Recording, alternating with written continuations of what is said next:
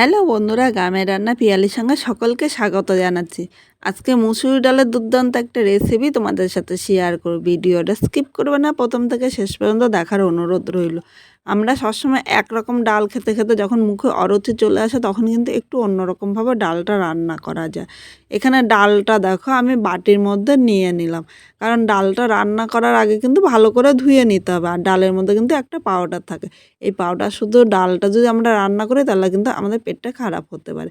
তাই যখনই তোমরা ডাল রান্না করবে ডালটা কিন্তু ধুয়ে নেবে।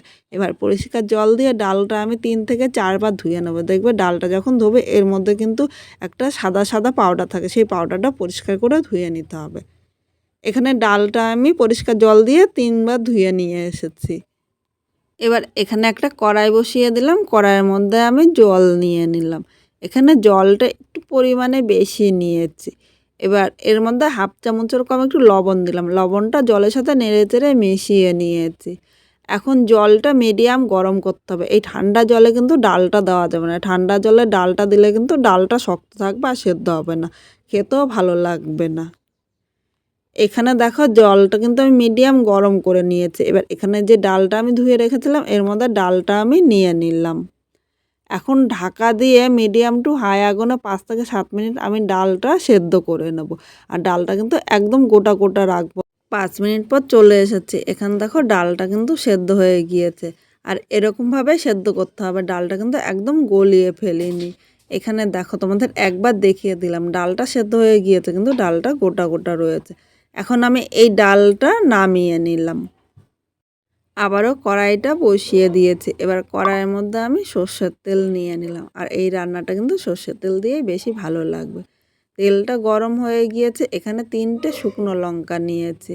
এবার লঙ্কাটা তোমরা কম বেশি করে নিয়ে নিতে পারবে। এবার লঙ্কাগুলো হালকা ভেজে নেব। 1 সেকেন্ড লঙ্কাটা ভেজে নিয়েছি। এবার এখানে আমি হাফ চামচ জিরে সম্বাদ দিলাম, জিরেটাও 1 সেকেন্ড আমি ভেজে নেব।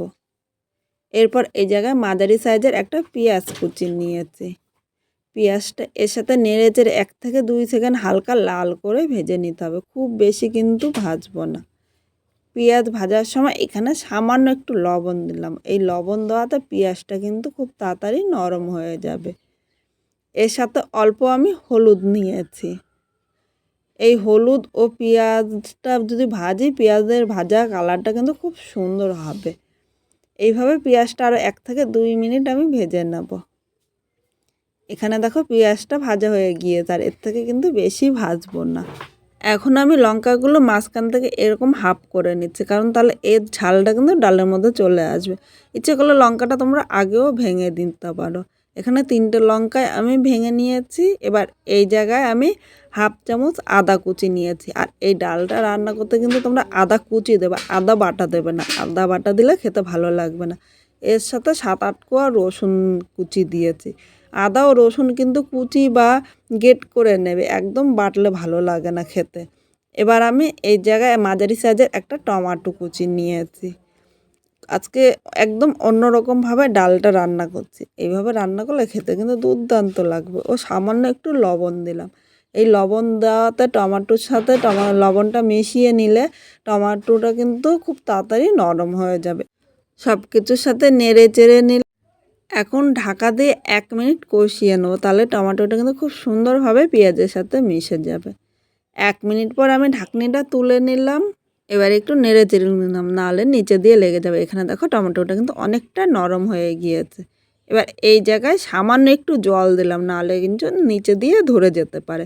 এবার এর মধ্যে একে একে আমি সব গুঁড়ো মশলাগুলো নিয়ে নেব। হাফ চামচেরও কম লঙ্কার গুঁড়ো নিলাম, তোমরা ঝাল যেরকম খাবে সেই হিসেবে লঙ্কার গুঁড়োটা নিয়ে নেবে। এই জায়গায় একটু ঝাল হলে কিন্তু খেতে ভালো লাগবে।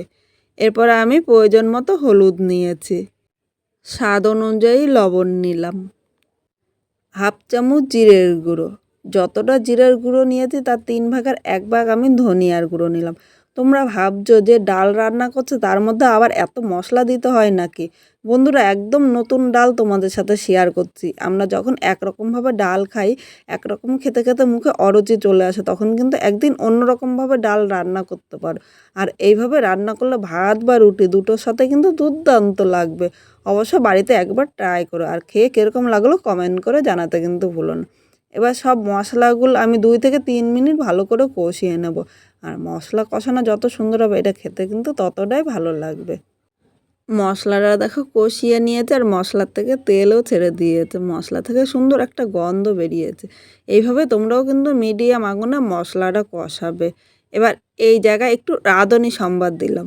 কারণ রাঁধুনিটা যদি আমি আগে দিতাম তাহলে রাঁধুনিটা দিয়ে যদি আমি জাল দিই তখন কিন্তু রাঁধুনির গন্ধটা থাকে না। তাই মশলাটা কষানোর পর এই জায়গায় আমি রাঁধুনিটা দিয়েছি। তোমাদের সাথে প্রথমে বলেছি আজকে ডালটা একদম অন্যরকমভাবে কিন্তু রান্না করছি। এবার 1 সেকেন্ড আমি এর সাথে ভালো করে কষিয়ে নিলাম। এবার এর মধ্যে আমি ডালটা নিয়ে নিলাম। এবার এই জায়গায় আমি দেখো 3টে কাঁচা লঙ্কা দিয়েছি। শেষে কাঁচা লঙ্কার গন্ধটা আমার কাছে খুব ভালো লাগে। আর কাঁচা লঙ্কা একটু কামড়িয়ে খাওয়ার জন্য আমি পরে দিয়েছি। ইচ্ছে করলেও তোমরা কাঁচা লঙ্কাটা কিন্তু যখন ডালটা সেদ্ধ করেছি তখনও দিতে পারো। কিন্তু আমার কাঁচা লঙ্কার গন্ধটা ভালো লাগে এর জন্য আমি পরে দিয়েছি। ডালটা এখন চেক করে দেখলাম এর মধ্যে একটু লবণ কম হয়েছে। আর লবণ কম থাকলে যে কোনো রান্না খেতে কিন্তু ভালো লাগে না। এই জায়গায় আমি আরও হাফ চামচের কম লবণ নিয়ে নিলাম। এখন লবণটা এর সাথে নেড়েচেড়ে মিশিয়ে নিলাম। এবার ডালটা আরও 3 থেকে 4 মিনিট ফুটিয়ে নেব। ডালটা কিন্তু ভালো করে ফোটাতে হবে, কারণ ডালটা না ফোটালে খেতে কিন্তু ভালো লাগবে না। আর এই ডালটা কিন্তু একটু ঘন হবে। আমরা সবসময় যখন একরকম ডাল খেতে খেতে অরুচি চলে আসে তখন কিন্তু এইভাবে রান্না করতে পারো। এটা তোমরা ভাত বা রুটি দুটোর সাথেই খেতে পারো। খেতে কিন্তু একদম দুর্দান্ত লাগবে। কাউকে করে দিলে সে কিন্তু বারবার বলবে এইভাবেই করার জন্য। এখানে ডালটা দেখো ফুটিয়ে নিয়েছি। এবার আরও আমি 1 থেকে 2 মিনিট এইভাবে ফুটিয়ে নেব, কারণ ডালটা যত ফুটানো হবে এই ডালটা খেতে ততটাই ভালো লাগবে। এবার ডালটা আমি নামিয়ে নিলাম। দেখো তোমরা দেখেই বুঝতে পারছো ডালটা কতটা ঘন হয়েছে। আজকে আমি সকালে ভাত করেছি আর ভাতের সাথে এই গরম ডাল, আজকে কিন্তু আর কোনো কিছুই থাকবে না। এই একটা ডালের সাথে কিন্তু দুর্দান্ত লাগবে। আর তোমরা যদি এইভাবে বাড়িতে করো অবশ্যই কমেন্ট করে জানাতে কিন্তু ভুলো না তোমাদের কীরকম লাগলো। তোমাদের এই একটা কমেন্টের জন্য কিন্তু আমরা অনেক উৎসাহ পাই আরও নতুন নতুন ভিডিও দেখার জন্য। তোমরা যদি এরকম ভিডিও দেখতে চাও অবশ্যই কমেন্ট করে জানিও, যাতে তোমাদের সাথে আরও নতুন নতুন ভিডিও শেয়ার করতে পারি। আর তোমরা কোন জায়গাতে দেখছো সেই জায়গাটির নাম বলো, যাতে তোমাদের পরের ভিডিওতে ধন্যবাদ জানাতে পারি।